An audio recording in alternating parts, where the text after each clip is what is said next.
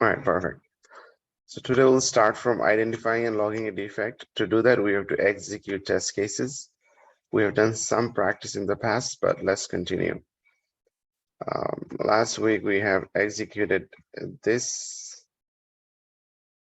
Last week we executed this one, right? First requirement, and it was successfully executed. So this week, let's find a requirement that makes sense for us to create test case defect. So if we go to this page, we worked on homepage flight. Let's pick the hotels. Let's have a requirement that, let's create a requirement. I have a template here in Excel sheet. So we have a requirement as a user, I should be able to navigate to the flights page of the application and the page shall display properly. So this is our requirement. So as I can see, we could probably write 2 test cases for this, 2, 3 maybe, and let's not worry about cross-browser testing here. We'll just select one browser and we'll test. I can probably copy paste some of this. Okay, test case 001. These are the steps. Let's just copy this.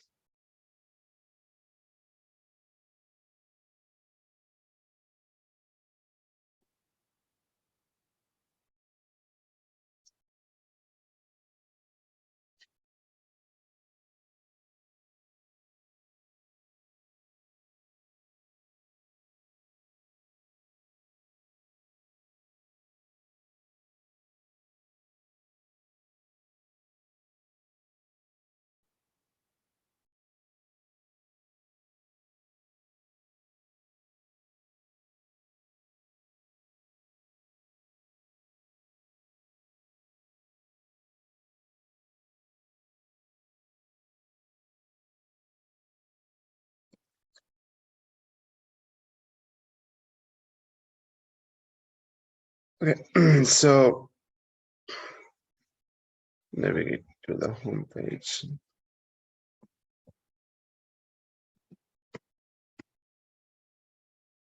So we're working the flights page. Hit enter, verify. Number 4 would be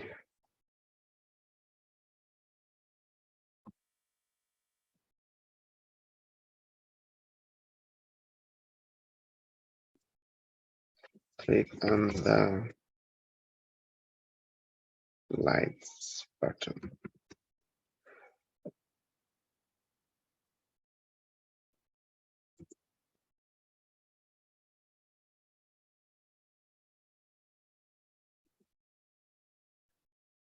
Okay, so this is the first scenario, right? So if you look at the requirement, it says as a user, I should be able to navigate to the flights page. So I'm covering the flights page scenario, and the next would be, what is the next? The next scenario would be end part, like the page shall display properly.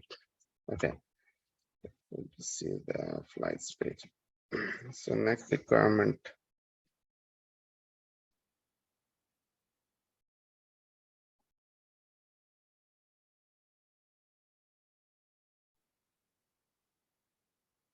Fine. So next part would be verify the lights page is displaying. Okay, that would be your next scenario. Let's write test cases for this one. If you're not, if you have any questions, please let me know.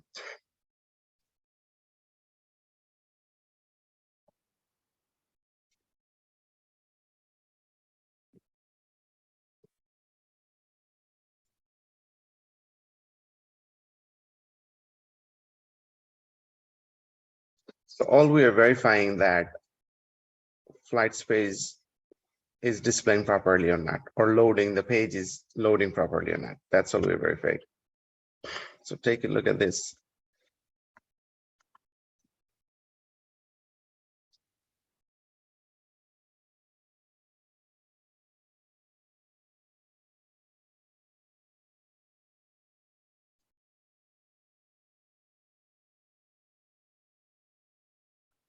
Okay, perfect.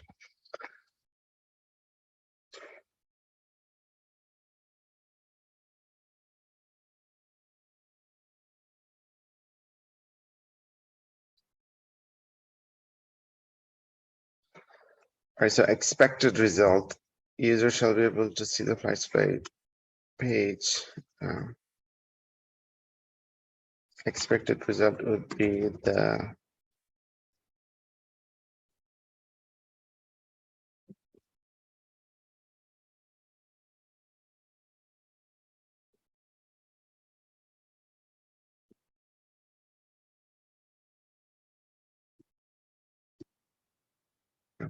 so let's execute this test case and see what happens, right? So to execute this, first one we have executed last week, so I'm not going to spend time there. Next one, let's just execute. So open the Chrome browser. I don't have Chrome, so I'm doing Firefox. So let's just do Firefox right here, right?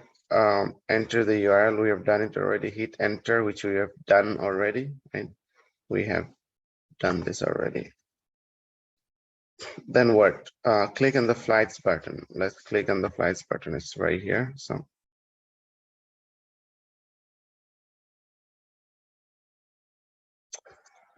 this one we already executed. We should do hotels. We should do hotels.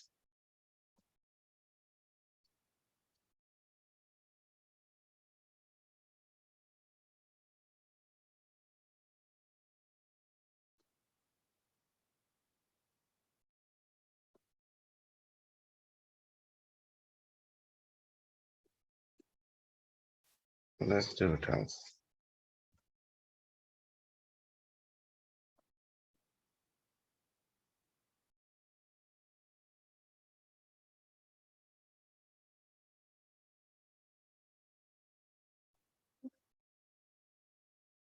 Okay, so we changed it to hotels instead of flights. We'll work on the hotels because we already did flights. Let's do hotels. Yeah, so back to our steps three. Step three is saying, sorry, step four, click on the hotels button. So let's click on the hotels button and see what happens.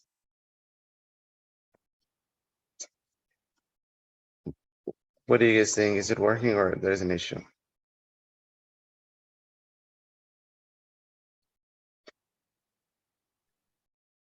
It's not Are you guys working.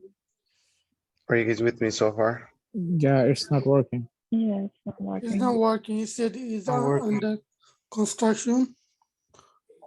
There's an issue, right? Yes. This could be a bug. So let's log this bug. And to log this bug, very first thing we have to do is capture it, right? So we have captured this bug, right? In a screenshot. So before we take any action, just remember when we find a bug, we have to make sure it's an actual bug. And how do we do that? Any idea? There would be glitches in the application. Just because you saw something broken one time doesn't mean it's broken. It could be network issue, it could be internal issue, or it could be browser issue or anything. Like sometimes your browser is sitting idle and the applications, most of the applications, it will time out. So when you, let's say you want for a walk and you come back and you refresh that page and you'll see there is an issue. But that doesn't mean that that's an actual issue. You need to re-verify, you need to understand once first you need to understand, use common sense to see if it's an actual issue. And then you start debugging that issue a little bit and to find out that it's an actual issue, and then you log it, because you don't want to log a bug which is not an actual bug. And if you're continuously doing that, then people would think, hey, this guy, he just logs bug that doesn't make sense. So you want to avoid that. So when you find a bug, like you need to reproduce it at least 3 times to make sure it's an actual bug. So how do we do that? So we have seen this bug, right? We click on home page, we are here, then we click on hotels and it's broken. This is obvious, right? It has a message displaying it's under construction.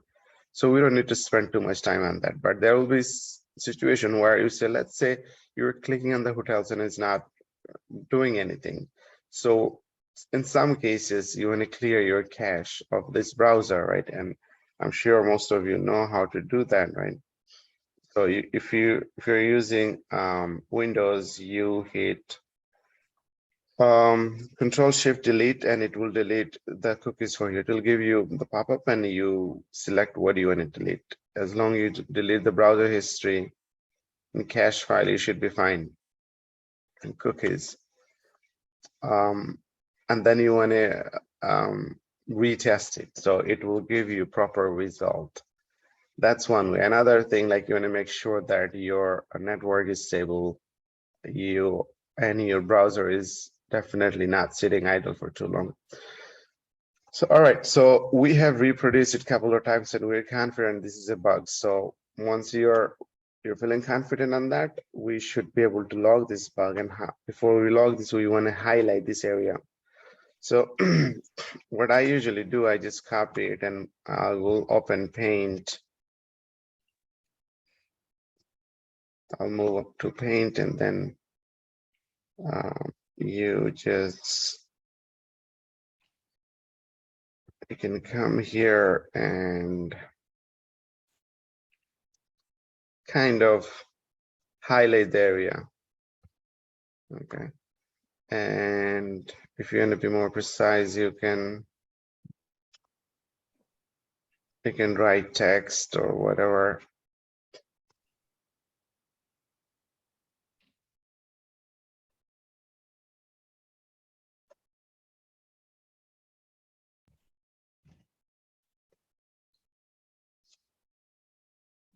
Okay.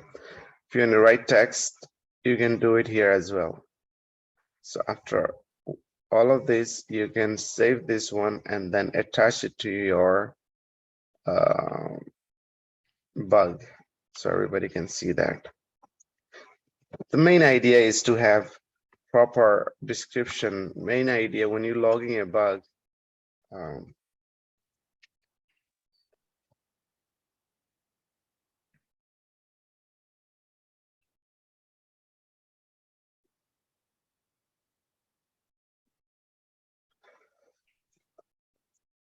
so your bug should be self-explanatory. It should not, people should not ask you a question when you log a bug. Hey, what is it, where it is, why it is, things like that. You want to give them enough information so it's there for everybody to understand. Okay, so we are on this. Let's just take this part. This is sufficient. Fine. Okay. So this is our bug. We can save it. Downloads.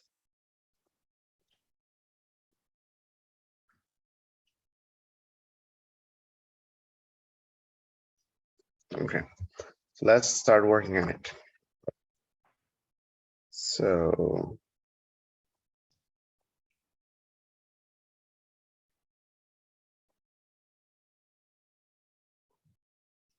So today we will log a bug in Word, but when we practice it, when we go to project, we will be using, what are we going to use? We will be using Jira. So when you log a bug, first you write summary, then you write description, then you write expected result, and then you write actual results. And before you start writing the summary, your summary should be very, very clean. It should not be long. It should be very brief, yet it explains the issue. And what do you want to do? What do you want to capture in your summary? You want to mention what happened and where it happened. So keep it simple. So if we talk about what happened, right? We're talking about the hotels page is not loading properly. This is what happened, where it happened, on the hotels page. So simply, you know, you'd be surprised. A lot of people, they're working in the industry for a long time, but they still don't know how to write a proper bug. So let's talk about where it happened. flight page, right? This is where it happened. And then you can separate it by this pipe symbol. And what happened? So this is what I'm saying. This page, something happened in this page, and now we're going to explain what happened. You can simply just say the page is not loading properly. That's Is it. it should be the hotel page? Hotels, is it? Yeah, I'm stuck on the flights page. The hotels page is not loading properly, so this is our issue. Now, this is the summary. And now we're going to explain how to get there. The summary is where the issue happened and what happened. Now we're going to write description. Under description, we're going to give them steps how to get there.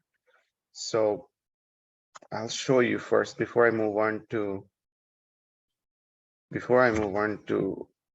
writing a bug. I'll show you what I'm talking about, so it will make sense to you. So this is an actual bug in an application.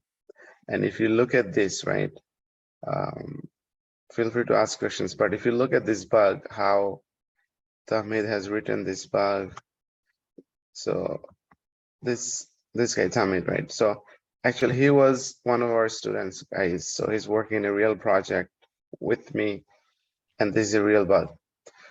So he's talking about this page, like sometimes and an application could have multiple pages. So he has segregated 2 pages. First one is the parent, one is the FDS, and the second one is device manager page. So there are scenarios when you have multiple pages, parent page and child page. So this is how he has separated them, and this is what he's talking about, right? You know, where it happened. Now here he's talking about, I just selected this bug basically randomly, and he has done an excellent job, right? So now he's talking about this, what exactly happened. The size of the edge grid table does not change with the change in the size of the page.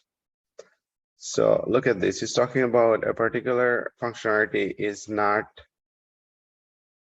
changing when he's changing when he's resizing the page, I guess. So this is the summary, simple but to the point. Now descriptions. Under descriptions, he's writing steps. Step 1, open the browser, minimize your window, navigate to the device manager page. Now maximize your window. Look at this, right? When you're a tester, like how much stuff you have to do, right?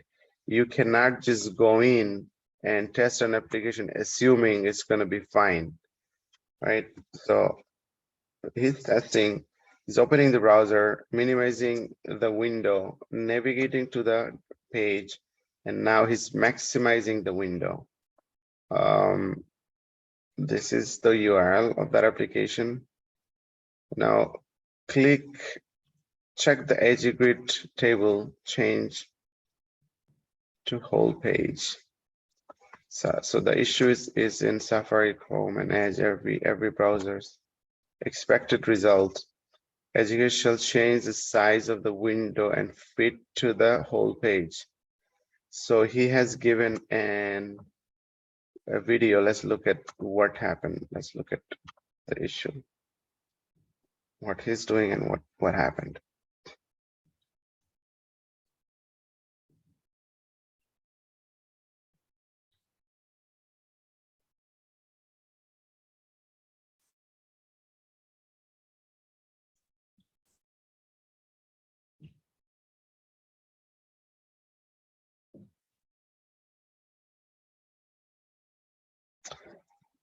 Anyone is able to capture this issue? Do you guys know what happened? Can I go? Yeah. So he minimized the whole tab. However, whenever he extended it to back to the maximize, it didn't go back to the full size. It just stayed as minimized. Exactly. So when you're testing, how many of you would consider this scenario? And this is an edge case, right? Not everybody would probably think about it. Minimizing the resizing the window, entering the URL, going to the actual page that he wants to go, and then maximizing the window and see what happened. Application entirely broke. We have maximized window, but we are seeing the functionality in half of the page only. This is a big deal. This is a big issue. So when I say, guys, think outside the box, I always say think outside the box. You want to be a good tester. This is an example, and let me play this again so everybody can see. If you look at this right now, this is our window, right? When you're testing in a happy path, this is fine. Life is good, right? The application is showing and displaying how it's supposed to. And now see what happens. Let's continue.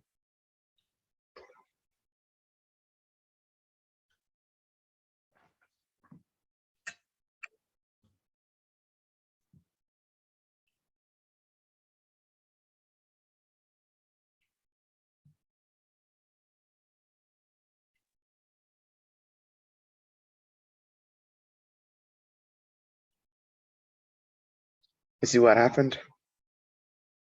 It's not resizing. The browser resized, but the application is not. Does this make sense, guys? Questions, concerns? Yeah, it makes sense, brother. Okay. All right. So expected result. He's showing expected result here. The executable shall change to the size of the window. Okay. And actual result, he has given a video. Perfect. Okay, so this is what we'll all write now. So we are back in our defect, wherever that is. Description. Under description, we'll write steps. Steps are nothing but the steps you've written in your test cases. So I'll just simply copy this whole thing.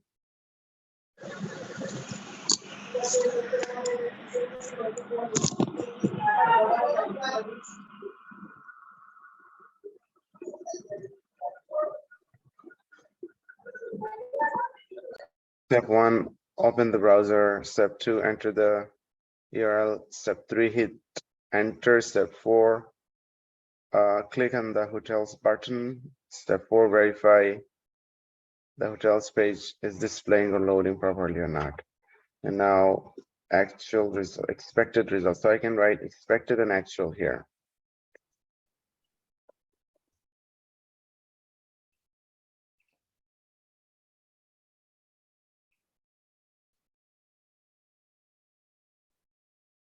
So actual result, what happened? In actual results, I can simply say the application is not loading. Expected result is nothing but I can just, it's all copy paste. When you're working, you're just gonna copy paste a lot. That's your expected result. That's your actual result, and that's where the issue is. And you will simply copy this. You can post it here. That's your issue. This is your ticket, right? That's your bug. If you can write a bug like this, you're good to go. Corrections, concerns.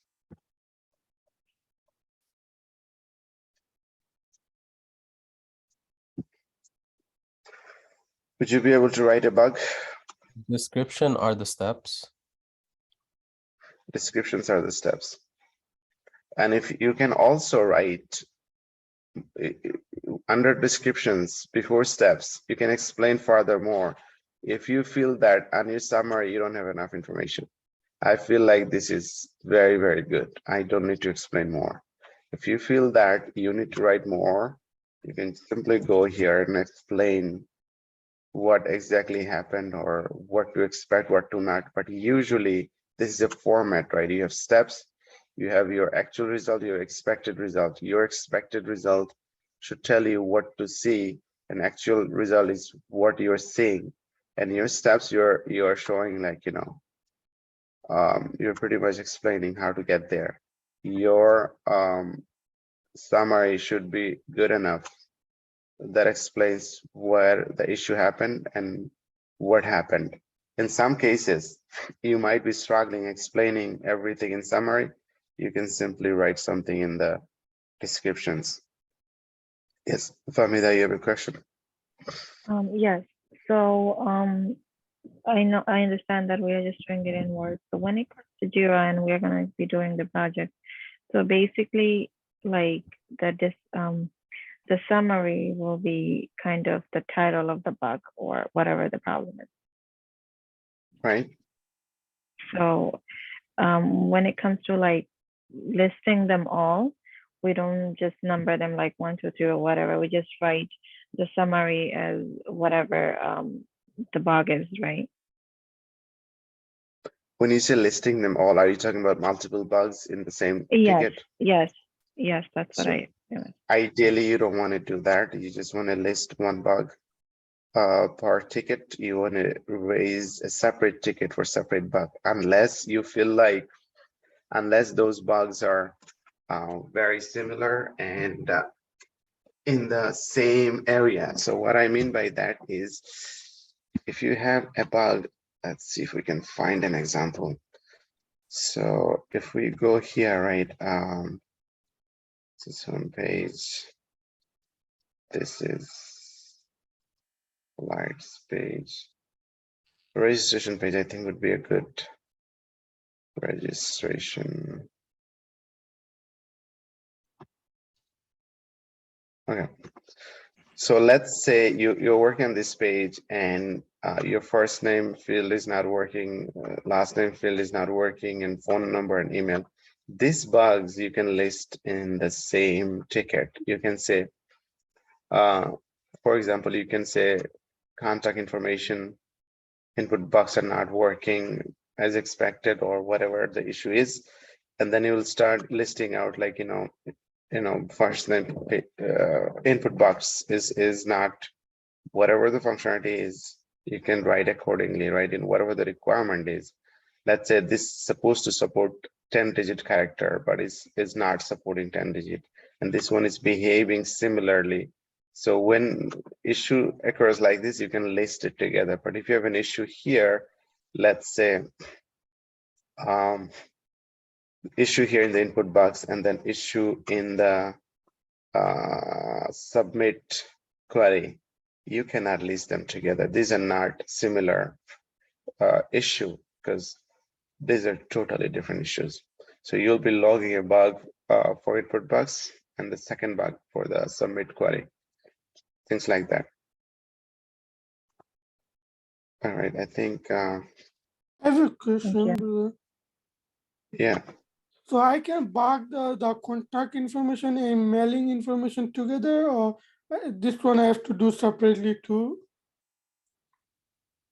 When you use the mailing information, where Yeah, what do the you mean? address, city, and state provide, and postcode. You This one. probably can. It depends on the nature of the application you're working on. You probably can, but you don't want to list two multiple bugs together. It would be confusing. When I say it would be confusing, so chances are like, when developers are fixing a bug, they're going to fix one bug at a time. Now, if you log multiple bugs in same ticket, they will be fixing one part, but that ticket will be still with them. You won't be able to test it until they fix the next part. And there are some cases when you have when you work in an application, let's say you log 100 bugs, they may only fix certain number of bugs. They may not fix all the bugs. Some of the bugs they will say, okay, we will fix it in the next release. depending on the business need, depending on the business ask, business might say, okay, we don't need all the bugs to fix. We need to fix the high priority bugs only and rest can stay. Our priority is to meet the deadline, go to the production and give access to the client. But we know we have these issues, but we will not fix it now. We'll fix it later. So situation like this, you don't want to put multiple bugs in the same ticket unless it makes sense. You want to avoid that. Thank you, brother. I think we have many more questions. Brother Abbas, you want to go first?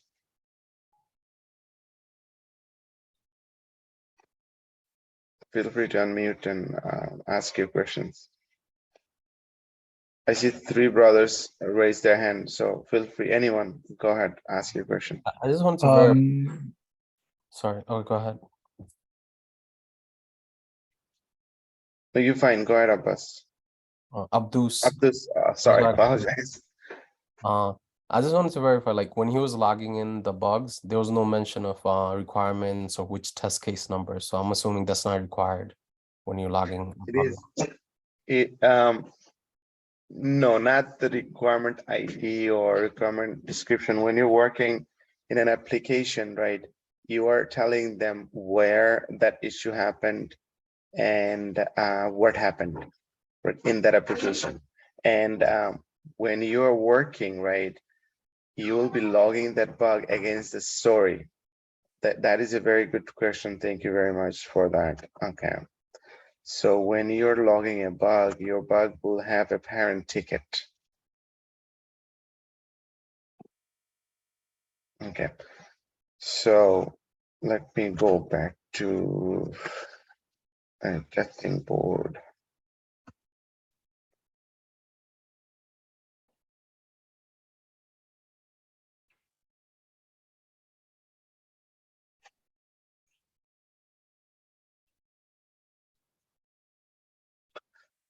So this is your story, right? Story is nothing but a requirement. And when you're testing, when you're performing your test cases, you would be performing test execution against that story, right? Look at this, right? This one has these 3 test cases.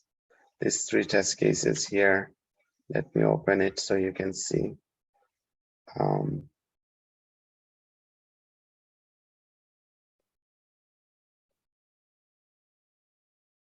So Kadir bhai, like this tool has the luxury of kind of attaching the bugs to the story. But let's say if we're doing something like that where we're not using a tool like this, and we're using Google Docs or Word, then we would have to write out the story or requirement ID then. Absolutely, absolutely. Usually, most of the tools has a way to write, where to link those requirements. So let's say you can click on the create button, right? You create a bug just like we have done it, right? We can write summary, we can write our descriptions right here. We can write let's do, this is a bug type. You select the issue type, it's a bug. This is your project, this is auto selected. You can change the project. Chances are you'll be working on one project, so this will be grayed out for you. I have like 10 projects I'm working on, so everything is there, but you'll be working on one project. So this will be auto selected and grayed out. You won't be able to make changes. But issue type, you should select bug. Then obviously you should write your summary. You don't need to worry about theme, it will be auto selected. Sprint, obviously, you see if something does not have an asterisk to it, if something does not have a star to it, it's not mandatory, so you can avoid it for now. When it comes to environment, we all talked about environment, so I hope you guys know, right? We have dev environment, QA, pre-prod, prod. So this is important, right? Where you tested it, where you found the bug. So you want to mention QA, then obviously you have your descriptions. You would be writing your descriptions here. Acceptance criteria, you don't need to worry about for the bugs. Component, right? in some cases, you will have component defined, predefined. When I say component, right, you know, if you go to that application has different component, right? Register is one component, sign on, support, contact, homepage, flights.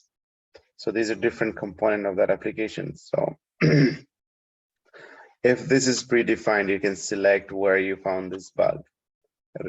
Reporter would be automatic auto selected. Fixed version, you don't worry about it. But guys, this is an interview question. Understand fixed version. What is fixed version and what is affected version? So fixed version is when you log a bug. When you log a bug, business will decide when to fix it. When to fix it, meaning like you have releases, right? We have different releases and different sprint and different releases, and everything has numbers tied to it. So remember we talked about version numbers before. Each time you make changes, your version number increases. We talked about version number in the documentation, test plan documentation. I don't want to confuse you guys furthermore, but when it comes to release version number, right? So when you're releasing something to the production, it will have numbers. Let's say very first release would be release 1.0. That would be the first major release. And in that major release, if we go into that application term, right, let's say your first release would have like your landing page, which is nothing but this. You may or may not have all the functionality, and you probably have your, you know, sign on page or something like that. That would be your major release to production, release 1.0. After that, you will have like multiple releases. You could have, if you have like smaller releases, your number to the right side will change, increase to 1. So let's say you're having another release 2 weeks from now. To the production, your release number would be release 1.1, and that will have some minor functionality going into production. And this will continue until your application is built or have enough functionality in that application for the clients. If you're doing any major changes, you'll change the number to the left, where 1 will increase to 2, and you'll have 2.0. And same thing, like we talked about it. I don't have it in front of me right now. Otherwise, I was going to give you a live example. Now, let's go back here, right? When it comes to fixed version, they could ask you, what is a fixed version when it comes to a defect? You can tell them. And who defines the fixed version? Fixed version, you don't define the fixed version, but you need to understand what is fixed version. So when you log a bug, where did it go? Priority, no, it's there.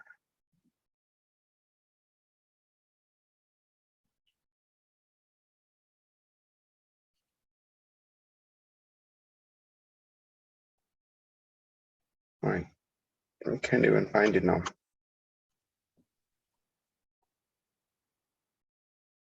A fixed version here, right? So you log the bug, you don't touch the fixed version. But when the team looks into this ticket and they say, okay, we need to fix it in this release, they will give a fixed version to this ticket. So release, we have 22.4.0. So which means we had 22 major releases prior to that and 4 minor releases. So 22.4.0, right? So if this is our current release, if we are working on this release, we will be assigning this release number to this ticket, which means we will be fixing it in this release or in this sprint. If we are not, then we're going to be giving it a future release version number, which is next or anytime in the future. You see, we have releases 22.2, 3, all of this, you can see what I'm talking about. Don't be confused with multiple different type of releases here, because we have multiple application. But when you work in an multiple projects here, when you're working in an actual project, you'll be seeing similar type of releases because you'll be working on one project. Sorry, this is a bit confusing when you're having 10 project in the same under same user. Okay, it comes to priority. We have priority. You'll be defining priority blockers, critical, major, minor. Now, this is how we, in our company, we work, but in most cases, they use high, medium, low, and blocker. I feel like high, medium, low, and blocker, that's easier than major, critical, minor, blocker. But they all serve the same purpose. Blocker is something, blocker is showstopper. Blocker meaning once you log a blocker ticket, the team has to look into it immediately. And what is a blocker? Let's say your page is not loading, your home page is not loading, you're not able to log in, or login functionality is not working. If something is a showstopper, that's a blocker. If something does not allow you to move forward, that's a blocker. Most of the tickets will be major. Majors are like, most of the tickets that you feel like that needs to be fixed within this release, those are major. Minors are the ones like, what is an example of a minor ticket? Minor ticket, if you find like something is very, very low in the priority, meaning something is, let's see if we can find something. So blocker would be, let's say when you enter this URL and it's not loading, that's the blocker. A blocker would be when you're trying to sign on and sign on functionality is not working, or you're not able to sign on. That's blocker. Everything else, like how Tamid was showing that resizing the window is not resizing the functionality application and things like that. That's major issue. It's not blocker. And a low bug would be, let's say if you find there is spelling error here, or the color code is not matching, this would be low issue, low priority. The hotels page here, we try to navigate to, and it's entirely broken. That would be a blocker for this this page. That would be a blocker for this page. Okay, so these are the examples. And critical is something, it's very critical, but it's not blocker. It's still allowing you to continue testing. That's critical. All right, severity, we're kind of moving away from severity, but you can define severity. Here we have it written severity 1, severe 1, 2, 3. Severe 1 mean blocker, severe 2 mean critical, and 3, and so on. Labels, let's not worry about it. Attachment, of course, you have to attach something. Okay.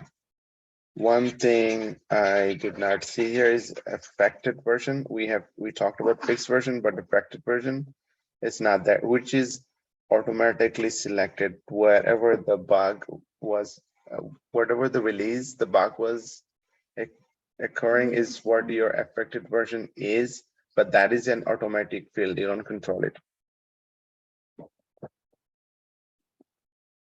Another thing is like this tool is entirely configurable. So your project defines how they want to configure this tool. Whatever I was showing you now, when you go to actual project, it could be different, but it will be similar. It will make sense to you. If you understand this, it will make sense to you. So you don't need to worry about it. Roadmap, backlog. Let's go to backlog. Let's find another defect and see if we can.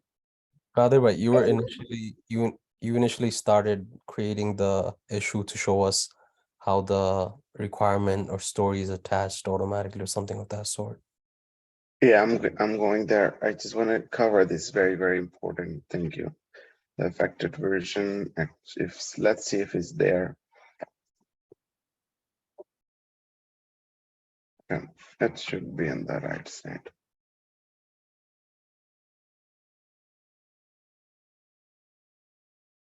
Okay, so this Jira is configured in a way that really don't care about current sprint where the bug was logged.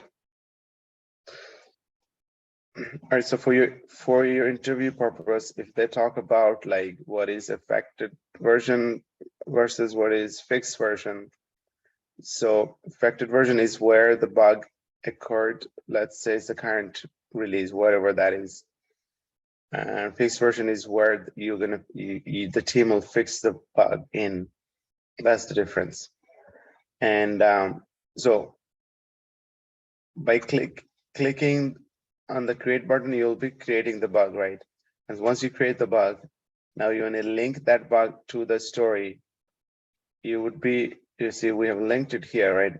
So you can link it from here, link issue. You click on this and you can search your story. You can simply write your story name or number, or you can copy paste your story, whatever that is, and you'll find it and you'll link it. That's how we know which requirement or which story this one belongs to. And you can see we already have it linked. We have it linked. If you go here, this is your requirement, this is your story, right? You go here, you'll see your bug here, your test cases here. So these are your test cases. This is the bug. When you executed this requirement, you found this bug. So that's how it goes. And yeah. So right now, I haven't seen any company that they're not using a tool when it comes to logging bug. What I have seen is, regardless of where they create test cases, everybody has a proper tool to create a bug on. If the bugs are not logged properly, then that's an issue. Everything's going to be very, very confusing. So that's why I'm not talking much about putting your requirement ID and description here when it comes to logging a bug. Everybody uses at least a tool to log bugs. And when you do that, you should have a way or ability to link them together. So that was a very good question. Thank you. I think it took a long time. Let's continue. I think we had some other brothers that were asking questions.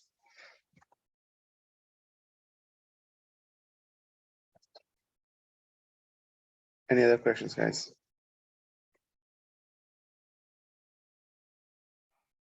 So since you already said you never explained the acceptance criteria right now, but the small question is, what would acceptance criteria be different from the expected result? Is it going to be different from it? So acceptance criteria are mainly for the stories, not for the bugs. So that's, you see right here. This is a story ticket, and acceptance criteria is defined for the stories. So acceptance criteria are basically what this requirement should do, and you should write your test cases against your acceptance criteria. When it comes to bug, we are not worried about acceptance criteria. We are just worried about the mismatch.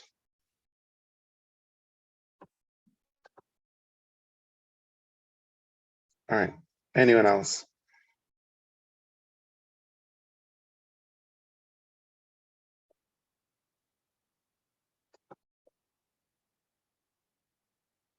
All right, guys, we are going into very, very important topics, and I urge everyone to kind of be more involved, be more aggressive. We are finishing up STLC. Once we do that, we should be a tester already. We just finished this, and next week we have we have to cover the tracking and defect life cycle, things like that, like this. After this, we are done. After next week, we are done with the STLC. So next week, we're going to cover defect life cycle, which is this. We'll spend some time on defect life cycle. We have a defect template here, which I will share. Yeah, this is the same one I will share with you guys. And I would request you guys to create at least 2 defects. At least 2 defects each. So if you're navigating through this application, not the same defects what we have just logged. If you're navigating through this, you can find defects. If you do not find defects, make an assumption that this is a defect. So this could be anything. This could be, let's not log same defect, right? It doesn't make sense. Vacation, this has the same defect. Let's not log it. This has the same defect. This has, okay, this does not have the same defect. So if you go to register page, right, you have this mandatory fields, right? Username, password fields. I'm sure you'll find some defects. This is a test application. You may find some defects. If you don't find some defect, make an assumption, make a requirement against this input box in a way that becomes a defect, and then log it. So here, I think this supports, I don't know what is the limitation here, but you can limit it and you can say, hey, this should only, yeah, this is probably 256 characters. So that could be one defect, right? You want to minimize this to 12 digit, or username should be no longer than 12 digit, and you should be able to log a defect. So that could be a one defect. Another defect not on this page, go somewhere else.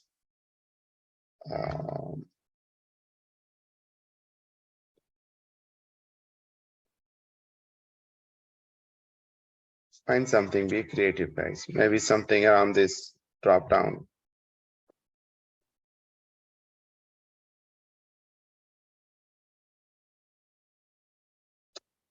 Yeah, find something, make an assumption, log 2 defects, please, and submit it. That's one homework. Another one I wanted to talk about, I'll share a video that explains how to write proper test cases. That's a 45 minutes long, I think, video. Please watch it. It's kind of boring at the beginning, but it's so important. I will find that video, share it with you guys. It's really, really important. Please watch it. It will open your eyes. It will, I think Tamiz's test case probably should make you think, if you already didn't think about this kind of scenarios, how he was being very creative and testing that application, which was working in a normal browser. But when he resized the browser, it didn't work, it broke. So that should make you think. And also I'll share a video how to write test cases, because when you're executing your test case, it's coming from your test cases, your test design only. So you want to be very, very creative when it comes to writing test cases. So please watch that video. I'll share it with you. It will open your eyes. It will show you so much more about being creative when it comes to creating test cases. All right, with that, I think I'm pretty much done. I'll share this with you guys. Do you guys have any questions, concerns? Kadir bhai,